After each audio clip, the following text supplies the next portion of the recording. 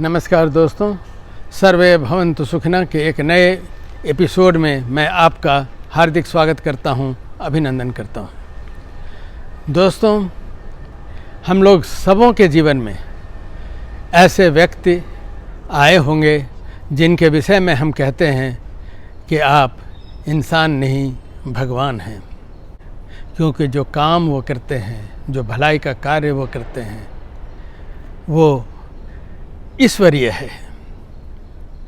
इसमें सबसे पहले मैं नाम लेना चाहूँगा डॉक्टर्स का। सच में डॉक्टर्स कुछ और नहीं, भगवान का रूप है।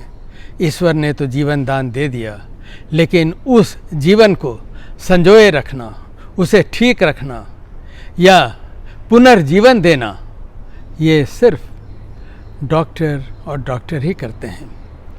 लेकिन दोस्तों, जब मैं इस विषय के बारे में सोच रहा था तो मुझे एक कहानी याद आ गई।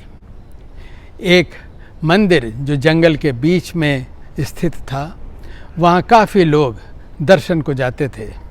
जाने के लिए सिर्फ पगडंडी थी, लोग उस पर जाते और कभी कभी काफ़ी भूखे प्यासे होते।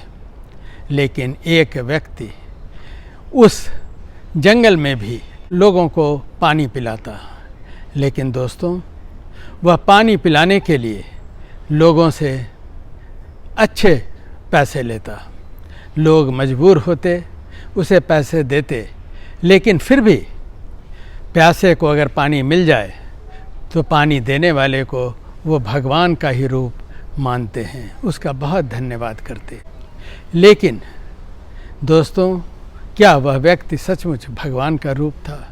क्या वह व्यक्ति सचमुच लोगों की सेवा कर रहा था? क्योंकि जिस टिल्हे के सामने उसने अपनी झोपड़ी बनाई हुई थी, उसके ठीक पीछे एक बहुत बड़ा तालाब था। अगर सेवा भाव से वह कुछ करता तो वह लोगों को बता देता कि बस 50 कदम पर इसके उस पार एक बहुत बड़ा तालाब है, आप वहाँ चले जाएं, आपको भरपूर पानी मिलेगा।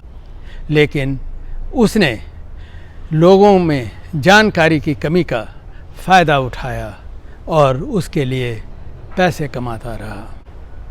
एक और छोटी सी कहानी सुनाना चाहता हूँ, सच्ची घटना। मेरी माँ दम्मे से बहुत परेशान होती थी। 70-80 साल पहले की बात है। काफ़ी इलाज हुआ, ठीक नहीं हो पा रही थी।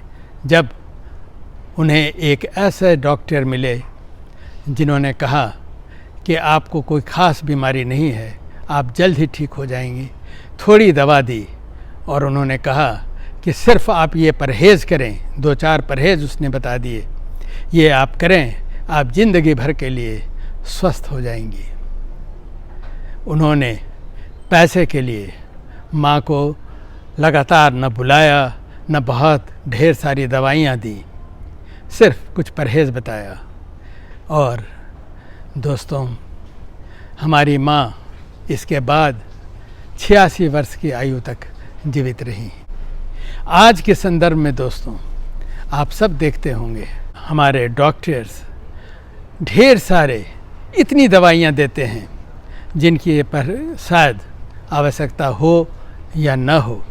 यहाँ तक कि अभी हाल में किसी डॉक्टर ने अमेरिका में एक स्पीच दिया जिसमें उसने बताया कि लगभग 43% सर्जरी फेक होते हैं, उनकी आवश्यकता नहीं होती।